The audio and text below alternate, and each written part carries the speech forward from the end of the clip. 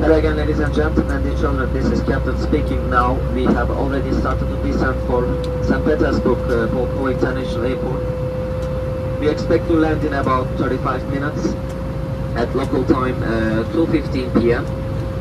Latest weather information shows us that temperature will be at -1 degree Celsius and sky will be mostly cloudy, and we expect a light snow. On behalf of Turkish Airlines and the entire crew, I would like to thank you for choosing us. Hope to see you in another flight. Enjoy your landing. Thank you. Herkese merhaba. Yeni bir videoyla daha karşınızdayım. Rusya'nın ikinci büyük şehri, Avrupa'nın ise dördüncü büyük şehri Petersburg'dayız. Bu videomda size Rusya'ya giriş vizesi, Rusya vize şartları hakkında bilgi vereceğim.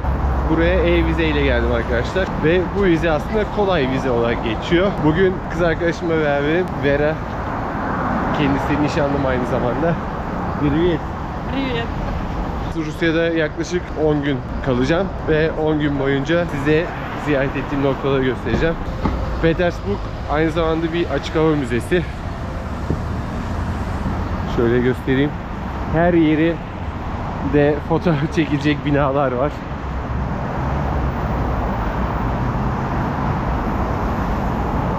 Eğer sosyal medya kullanıyorsanız burada adım başı fotoğraf çekeceksiniz. Bundan emin olun. Şimdi size vizeden bahsedeceğim. Bu vize sizin 16 gün Rusya'da kalmanızı sağlıyor. Normal fiyatı eğer kendiniz almaya kalkarsanız $50 civarı. Fakat ben şirketten aldım. Rusya Vize Merkezi isimli bir şirketten. Yaklaşık $75-76 tuttu vizenin ücreti. Ve 5 gün içinde çıktı arkadaşlar. Size bu şirketler kolaylık sağlıyor. Sadece pasaportunuzu ve biyometrik fotoğrafınızı göndermeniz yeterli oluyor. WhatsApp üzerinden buna istiyor. Hiçbir yere gitmenize gerek yok.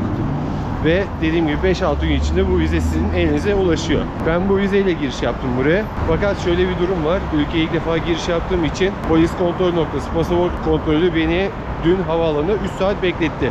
Benim pasaportumu incelediler uzun süre ve daha önce ziyaret ettiğim ülkeleri, otel rezervasyonumu ve dönüş biletimi sordular. Parmak izimi aldılar. Biraz sıkıcı bir durumdu. 3 saat bekledim orada. Fakat herhangi bir sorun olmadan ülkeye giriş yaptım. Bugün Petersburg'un şehir merkezindeyiz ve şehri keşfetmeye çıktık.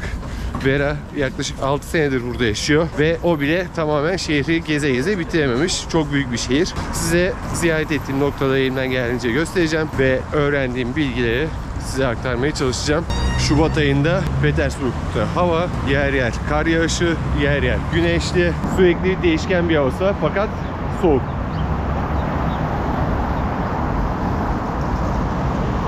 What is it building? Kazan Katedral. Bir kilise arkadaşlar karşıda. Bakın normal binaların çoğu bu şekilde.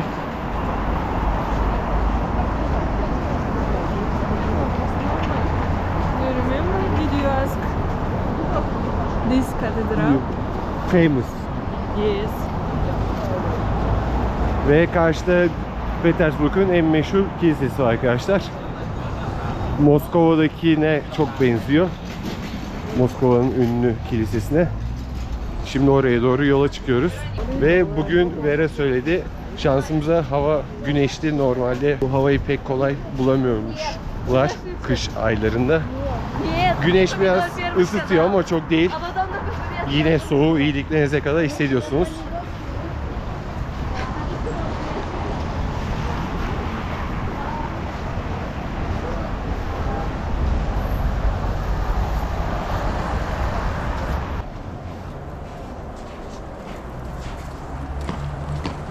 Geldiğimiz yapının ismi Voskresenia Hristova Kilisesi'ymiş. Biraz okuması zor, kolay değil. 1883 yılında yapımına başlanmış. 23 sene bu kilisenin yapımı sürmüş arkadaşlar. Hala da devam ediyor. Çünkü şu anda sol tarafında restorasyon var. Petersburg'un en ünlü mimarisi diyebiliriz buraya. Tarihi oldukça geniş. Rus Çarı Alexander döneminde inşaatına başlanmış. İnşaatın yapımı ekonomik nedenler dolayısıyla uzun süre aksamış. Bu kilisenin en önemli olaylarından bir tanesi de Rus Çarı Alexander'ın öldürülmesiymiş arkadaşlar. Bu kilisede Rus Çarı öldürülmüş. Bu yüzden buradaki anlamı büyük Ruslar için. Ayrıca şunu da söyleyebilirim. Kiliseye giriş 350 ruble, yaklaşık 100-150 TL civarı. Buraya birçok yerli yabancı turist ziyaret ediyor. Kiliseye yakından baktığımızda dışında birçok fotoğraf var. Bunların anlamı ise bu kilisenin yapımında yardımcı olanları temsil ediyormuş arkadaşlar. Onların fotoğraflarını, onların simgelerini kilisenin dışına yapılmış ve nehir kıyısında aynı zamanda bu katedral. Nehir tabi donmuş. Şu an tekrar kontrol ettim. Hava sıcaklığı hissedilen -15. Eldivensiz gezmek mümkün değil. Az önce eldivenimi çıkardım ve saniyede elinizde donma hissi yaşıyorsunuz. Sakallarım da sertleşti baya. Şimdi buradan çıkıyoruz ve yine Petersburg'un en ünlü yerlerinden birine gidiyoruz. Vera beni oraya götürüyor. Haritada 3 boyutlu görseli de var bu katedralin. Ve arkadaşlar özet olarak Rusya'ya girişte dönüş biletinizi mutlaka çıktısını yanınızda bulundurun. Otel rezervasyonunu mutlaka yanınızda bulundurun. Polis buna dikkat ediyor. In St. Petersburg we have near 700 bridges totally. This city on the water, everywhere water, sea, much rivers. This city was found on the cliffs when Peter first decided, okay, here you city. And All people think he's crazy, but possible.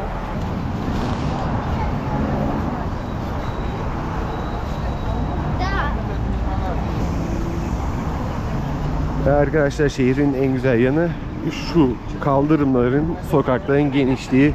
Şehrin mimarisi gerçekten çok güzel.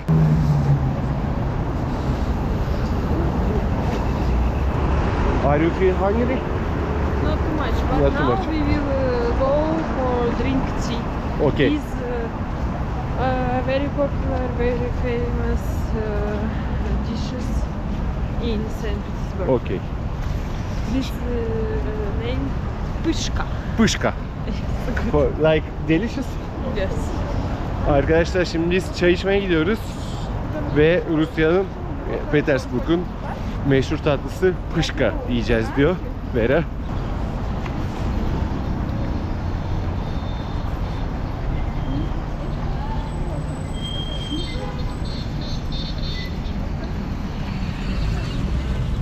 Ve soğuğu hakkında Vera, when is the start for winter time finish? Start Which month in Petersburg winter time? usually in November, December, and Kasım finish, Aralık gibi başlıyor diyor kış zamanı. and finish in March. Mart'ta da bitiyor. Aslında Petersburg'da şöyle bir şey var Rusya'da. Yayalara çok saygılılar. Spasiba. Eğer yola çıkıyorsanız yaya geçinde saniyede arabalar In duruyor Russia, tereddütsüz. it's normal situation. All Bu diyor car çok normal diyor. must Bütün arabalar give durmak road zorunda. Yes, we have same situation in Turkey but all car not stop usually. Aslında burada sonbahar mevsimi yok ya da ilkbahar. Kış uzun sürüyor. From 1958. Is The oldest cafe. Do you understand? Yes. 1958 yılından beri diyor bu kafe varmış. Ve şimdi oraya giriş yapıyoruz.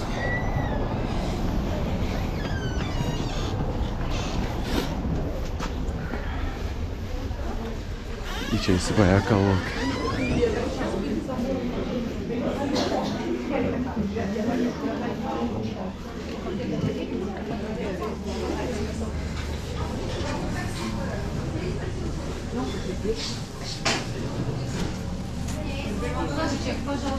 How much? Tutu.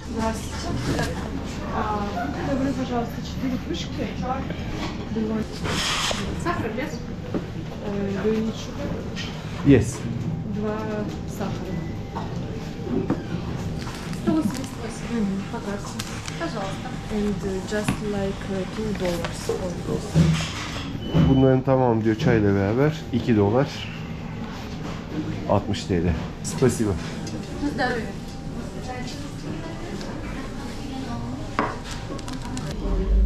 Ve arkadaşlar выпечkamızı aldık 4 tane. Afiyet olsun. Afiyet olsun. Şerefe. 2 tane çay aldık. Sadece onların fiyatı 60 TL tuttu. Gayet uygun. Şimdi test ediyoruz. Üzerine pudra şekeri tarzında bir şeker attılar.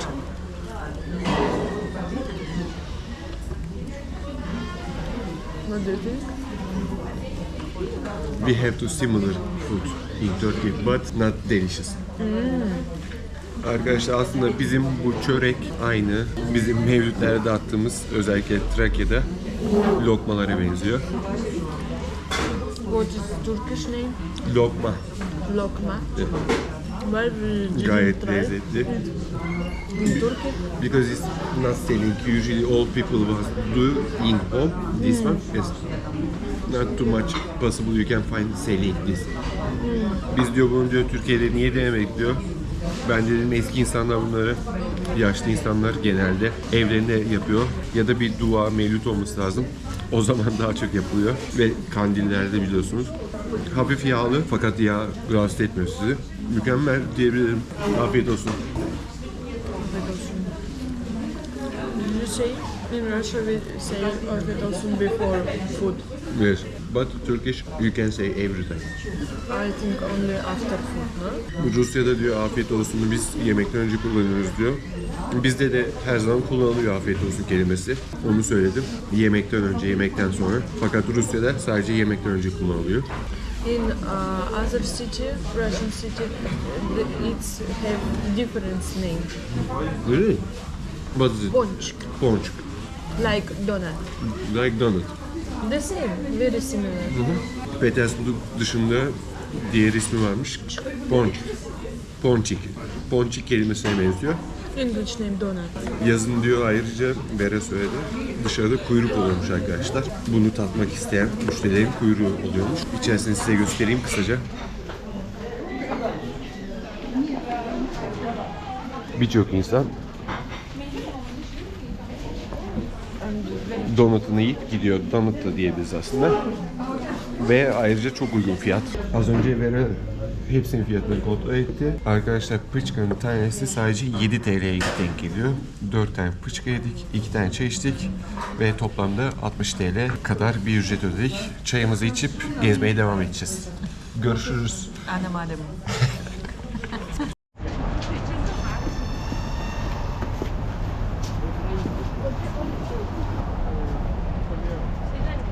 Ve arkadaşlar ülkeye giriş konusunda hatırlatmak istediğim bir nokta daha var. Üzerinizde ne kadar para olduğunu da soruyorlar gümrük polisleri. Ben bir miktar söyledim. Çok yüksek bir miktar değil. Dolar olduğunu söyledim. Tamam dediler. Hiçbir şekilde kredi kartı geçmiyor. Ülkemizde kullanılan kredi kartları bu ülkede geçmiyor. Fakat birçok insan da şunu söylüyor. Dolar dışında herhangi bir para ülkeye geçerli değil diyor. Bugün döviz bürosuna gittik arkadaşlar. Doları da bozdurdum. Hatta döviz bürosunda Türk lirası da bozdurdum. Hiçbir sıkıntı yaşamadım. Gayet kolay bir şekilde Türk liramı rubleye çevirdim. Banka dışında döviz bürosu da gayet güzel paramızı bozuyor arkadaşlar. Hiçbir sıkıntı yaşamadık.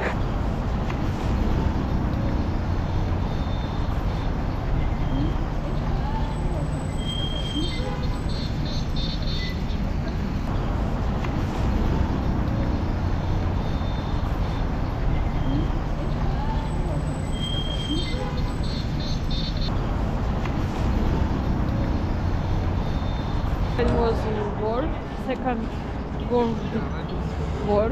İkinci Dünya Savaşı'nda Petersburg. Evet. Petersburg, for St. Petersburg, block German people block all road, Hı hı. and people in St. Petersburg don't have food. Too much people was dead. İkinci Dünya Savaşı'nda birçok insan burada açlıktan öldüğünü söylüyor. Ve yine Petersburg'un en meşhur yerlerinden birine geldik. Palace Square. Palace. Palace Square'e geldik arkadaşlar. This is Winter Palace. Imperial family live here in winter time. In summer time they live in other palace. And also now this build is Hermitage. Very famous museum. Arkadaşlar karşınızda gördüğünüz yapıda imparatorların ailelerinin kaldığı, imparatorların kız zamanında kaldığı binaymış. Kışın diyor burada konaklıyorlar diyor, yazın diyor başka yerde konaklıyorlardı diyor imparatorlar. If you will stay in this museum near all things, you will spend 7 years. Really? Yes, very big museum. Ve şimdi başka bir katedrale gidiyoruz. Orada manzara izleme noktası varmış aynı zamanda. Şimdi oraya gidiyoruz. How do you feel? little bit cold. Çok soğuk. Soğuk? Soğuk is true, yes. Vera aynı zamanda Türkçe de öğrenmeye çalışıyor. Çoğu kelimeyi öğrendi sayılır. Anladın mı? Anlamadım. En önemli kelimeleri Türkçe'de öğrendi. Devamı da gelecek. Ben de ondan biraz Rusça kelime öğreniyorum. Ve bizim ortak dilimiz İngilizce arkadaşlar. Bu şekilde 3 dil konuşarak Türkçe konuşmaktan ziyade daha iyi anlaşıyoruz diyebiliriz. Do you like this square? Yes, very big. Yes. Like Taksim Square. Do you know people live in this home? Yes. Home. It's home. İnsanlar diyor burada bunu diyor ev olarak kullanmış diyor. Zamanın şanslı insanları burada yaşamış arkadaşlar. Kiliseye doğru yürüyoruz. Şu da bir gerçek. Eldivensiz bu havada yürümek, bu havada dışarıda olmak zor. 5 dakika kamerayı açmak için eldivenimi çıkardım. Ve saniyede bir donma hissi yaşıyorsunuz arkadaşlar. Parmak uçlarınız acımaya başlıyor. Ağzımız yüzümüz alıştı sonra, burnumuz. Fakat ellerimiz hemen üşüyor. Teşekkür ederim.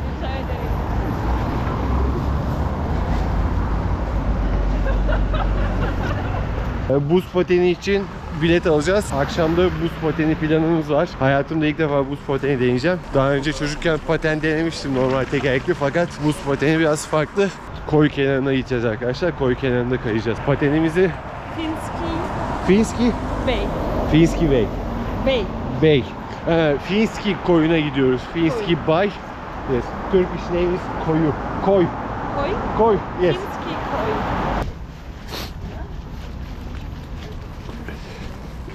Is this? Yes, very beautiful. Ve yine Petersburg'un en ünlü katedralinden bir tanesine geldik. What is it name? Ishakiski. İsakiski. Isaki. İshaki. Isaki. İshaki. No. İshaki. İshaki. Isaki.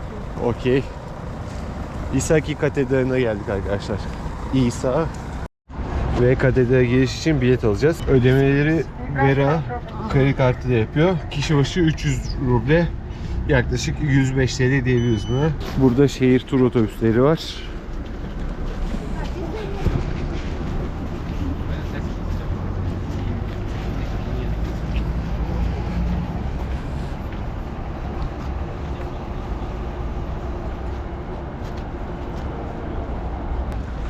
Biletimizi aldık.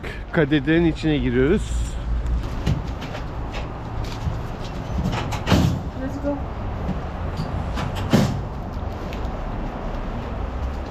This woman is sleeping. Güvenlik uyumuş. How much steps? 211 merdiven.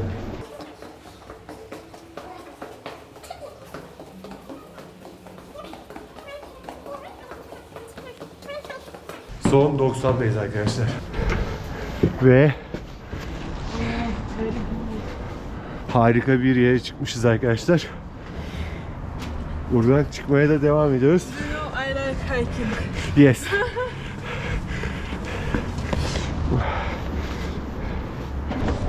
Ve neredeyse tüm Petersburg buradan gözüküyor.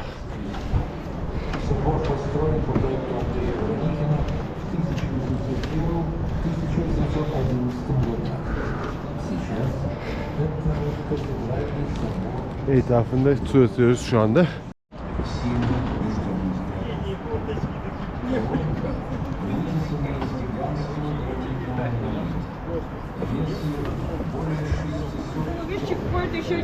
Вообще конкретно. Установлена она была за 1 час 20 минут с помощью строительных лесов. Ve arkadaşlar Rusya'ya giriş için gerekli belgenin hepsini açıklama kısmına yazacağım. Rusya giriş şartları 2024, bu konu hakkında sizinle konuştuk ve küçük bir gezi yaptık. Bizi izlediğiniz için teşekkür ederiz. Bizi diyorum çünkü videoma Vera ile devam edeceğim Rusya'da olduğum sürece. Kanalıma abone olmayı unutmayın. Videoyu beğendiyseniz de beğen butonuna tıklayın. Kendinize iyi bakın. Hoşça kalın. Пока-пока. До свидания.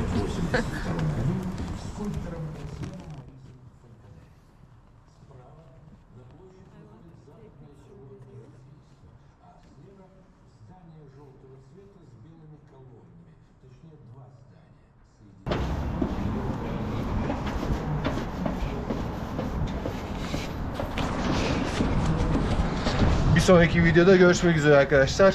Hoşça kalın. Paka paka. Пока-пока.